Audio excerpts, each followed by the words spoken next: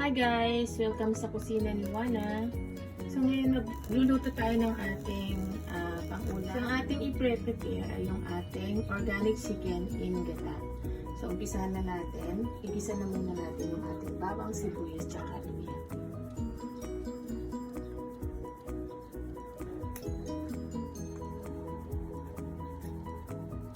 So unahin na natin yung ating bawang.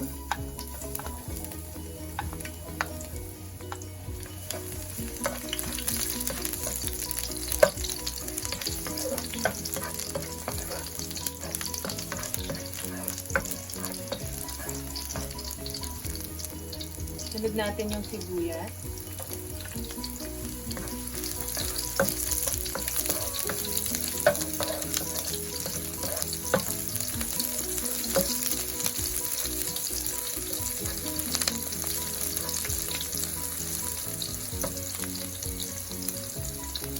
Ating luya.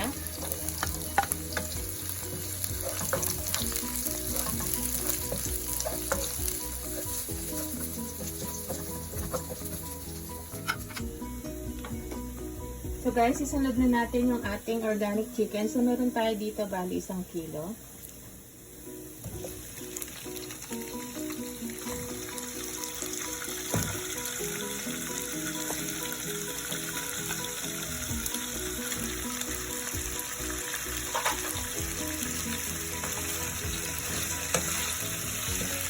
So igisa lang natin.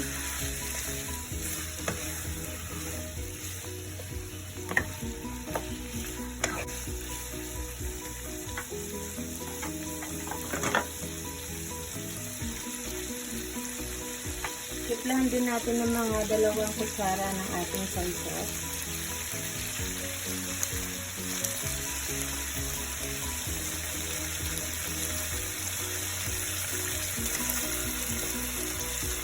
Then mga kalahating kutsara ng ating black pepper.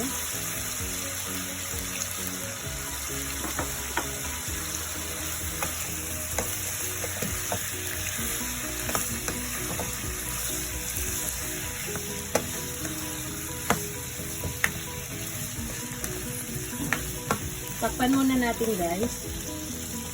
Then balikan natin mamaya.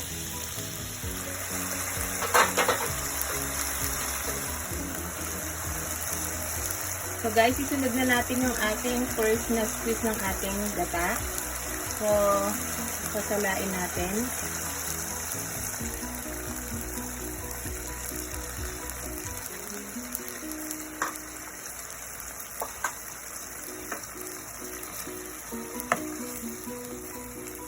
Takpan ulit natin for 10 minutes, then balikan natin mamaya. Guys, lagyan din natin ng mga 2 piraso ng ating bay leaf. Then 2 piraso din ng ating star anise.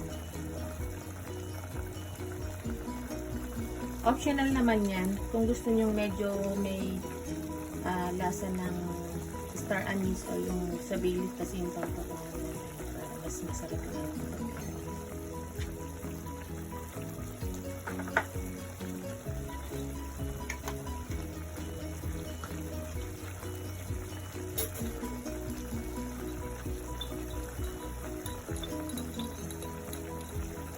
Lagyan din natin ng mga kalahating kutsara ng ating paprika.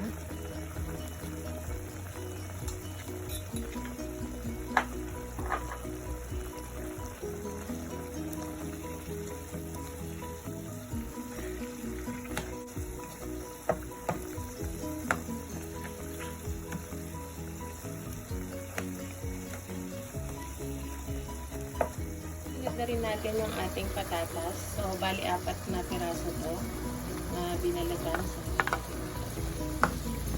para sumabay siya sa paglambot ng ating chicken.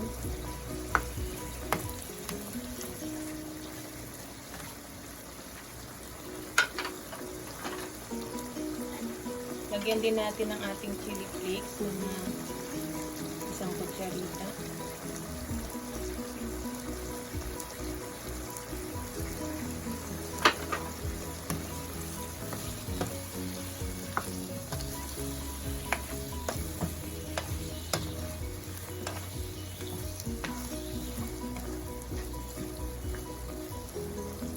Guys, iigahin lang natin yung ating unang batch or unang katas ng ating saka ng niyog.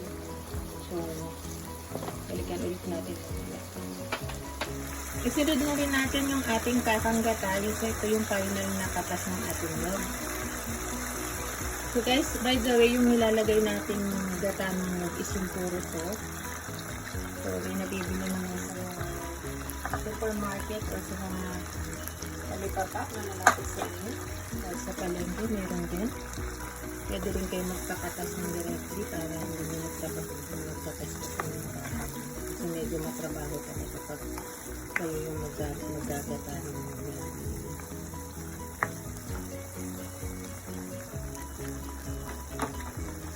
Timplahan din natin ng mga 1 teaspoon ng ating brown sugar para manamis-namis.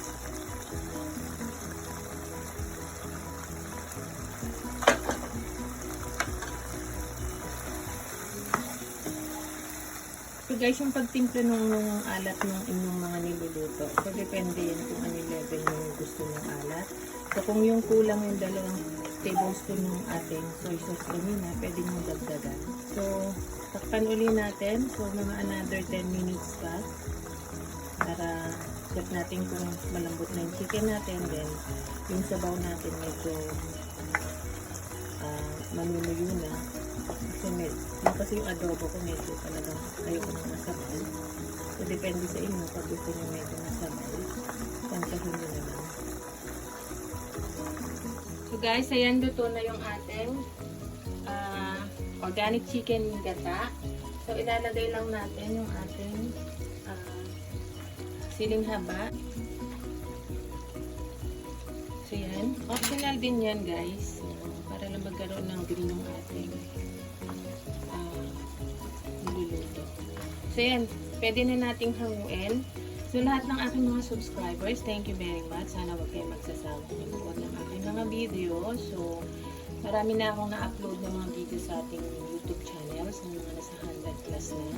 So, kahit paano matututo kayo doon ng mga simpleng pagluluto kung paano nyo siya gagawin. Yung tamang process o yung procedure natin sa pagluluto. Pwede na natin siyang hanguin, guys. So, nagmamanti-mantika na. So guys, ito na yung ating organic chicken in gata. So yan. Ang sarap-sarap.